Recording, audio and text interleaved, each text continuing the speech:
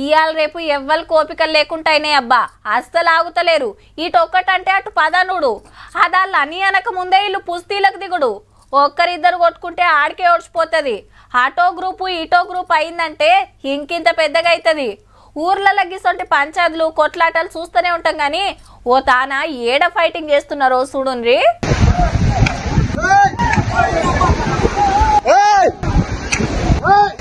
ఏ ఊకొర్రన్న ఊకొర్రి, టెడ్లతోటి కొట్టుకోబడుతురి. ఇంత తలకాయలకు దాకగల్లా తెప్పల మీద మనోళ్ళు కలవడతంటే దూరంకెళ్ళి చూసి గిల్లు జప్పునొచ్చిండ్రు.